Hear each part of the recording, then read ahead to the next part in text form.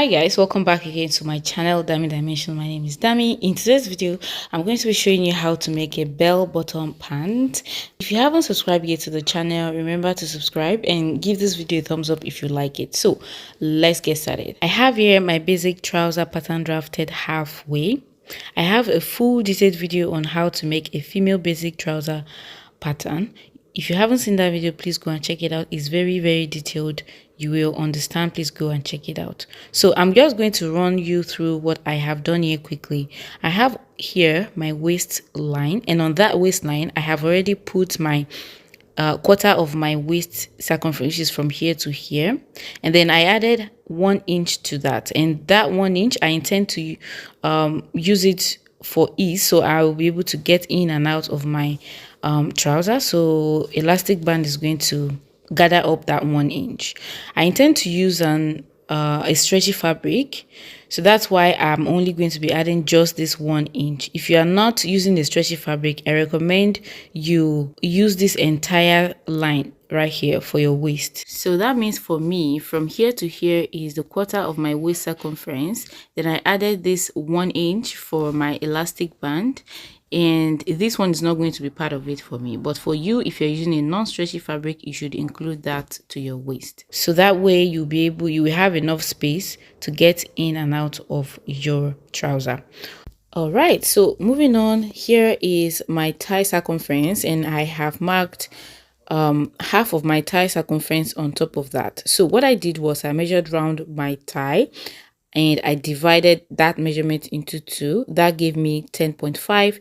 Then I folded my tape into 2 so that I have a crease in the middle. Then I match up that crease in the middle to the center line on my pattern. So that way I'll be able to distribute that 10.5 on both sides of that center line, which is my green line. Okay, so then now on my knee line, this is my knee line, and I am going to measure around my knee as well. My knee circumference divided by 2. Whatever I get, I'm going to be distributing it on both sides of the second line. So you have to distribute it equally on both sides, and that's what I'm doing right here. And half of my knee circumference is 7.5, so I distributed it on both sides of that line. All right, so here is where we are going to start designing the bell bottom, and let me just say that this video is sponsored by Skillshare.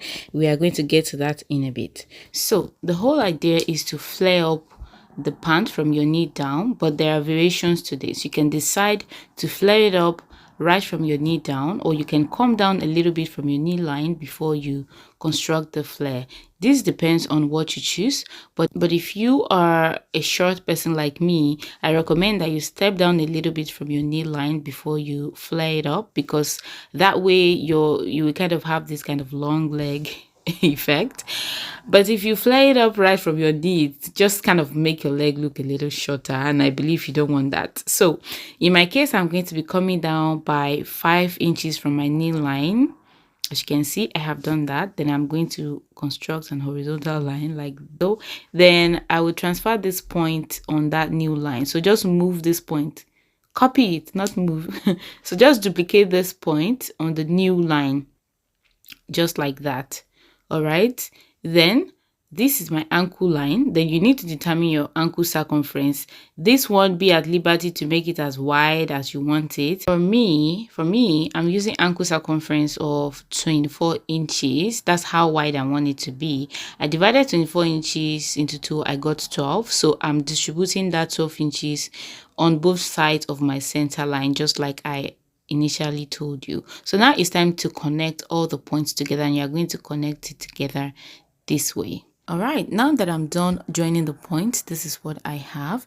Next thing I'm going to do is to make some modification to my waistline, and this is just for me to shape the waistline better, to sit better on my body. So I'm going to come here and come up by half of an inch. You can use 0.25, and from this line I will come in by the same thing. Either you use 0.25 or you use half, just take the same thing.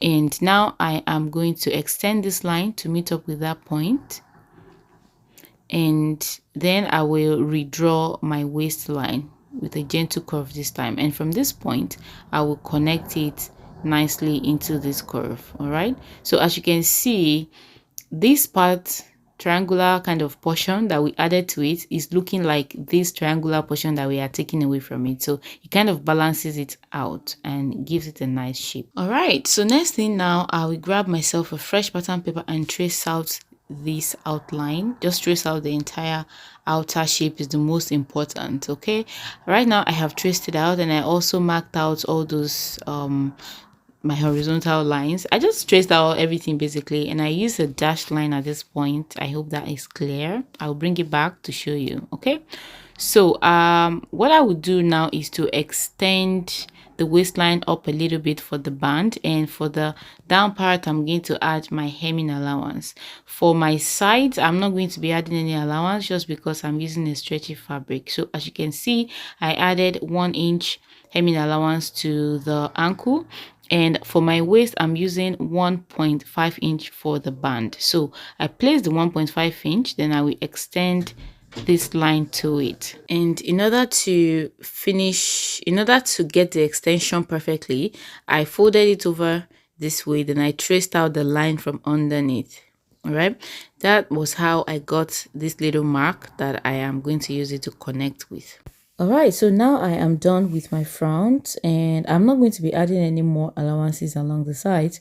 You can do that if you are using a non-stretchy fabric, but for me, I'm just going to go ahead and cut out my pattern now. So next thing is going to be drafting the back, but before we do that, let's quickly talk about the sponsor of today's video. Today's video is sponsored by Skillshare. Skillshare is an online learning platform where millions of creative minds like you and me come together to learn new things on different topics to become more creative. There are thousands of lessons on Skillshare, topics that covers illustration, fashion design, photography, or whether you want to learn video editing, video making, art, graphic design, or maybe you want to learn about YouTube, how to start your own YouTube channel and be successful.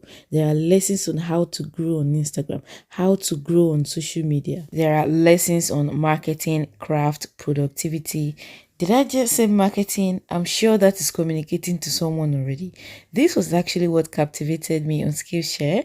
I was taking a particular lesson by Gary, and guys, that lesson literally took me back to my drawing table because I was able to get valuable tips that can help me to grow my online business despite the competition that is going on today. You can apply the knowledge in your fashion business as well.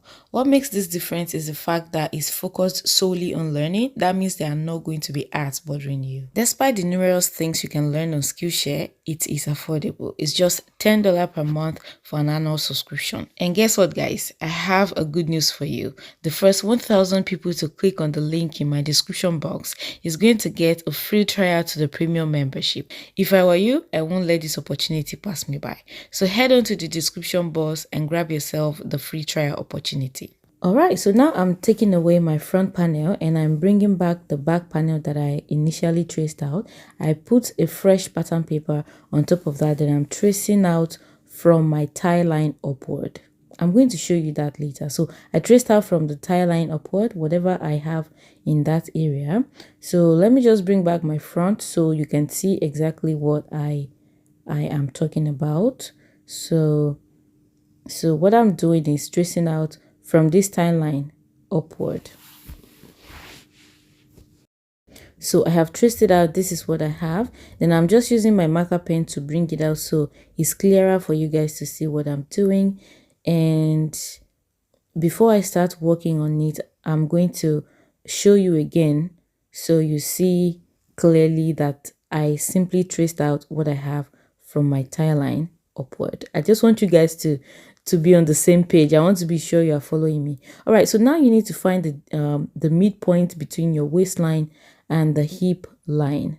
So there is my midpoint. So let me just cut out the shape first so you guys don't get confused with the extra paper. So I just cut out the shape, and now I'm going to draw a line across that midpoint like so, and I'm going to slash it open. All right, then I'm going to place the slashed paper onto the front panel that I initially traced out, if you remember. So that's what I'm going to use to develop my back panel. All right, then I spread it open a little bit. I'm spreading it open by 1.5 inch. You can make it bigger if you have a bigger butt. You can make it smaller if you have a smaller butt. I'm just keeping it in between. Then I'm tracing out the shape now after spreading it out. All right, so after tracing out the shape, this is what I have. Then on the crotch line, I am going to come out by 1 inch. And from that 1 inch, I will step down by half of an inch, or you can use 0.25. Okay, so from that point, I'm going to draw another curve to meet up with this line like so. Just blend it in, and from here I will also blend it up like so. Then I'm just going to bring out the line, okay, because I used the freehand to trace out the dotted line, so now I'm just using my tool to bring it out. And basically that's what you need to do to the back. And this method of slash and spread, you can notice that I didn't do that in my basic bodice pattern. It's just a different way of doing it, and I just, you know, it's just cool to try things differently, right? So this is just another method you can draft your back panel. Okay, so next thing to do, which is about the final thing, is to also add your band allowance like I did to the front. Just the same way you added the band allowance to the front, you are going to also add it to the back. And after that is done, go ahead and add your hemming allowance to the down part. The same hemming allowance you added to the front, add it to the back panel as well, and just go ahead and cut out the pattern. That's basically it. I hope you enjoyed this video, guys. If you do, please let me know down below in the comment. And if you want to see a sewing tutorial using this pattern, please hit the like button, so then I know you really want me to make that video. If you haven't subscribed to my channel, please subscribe, and I hope to see you in my next one. Bye.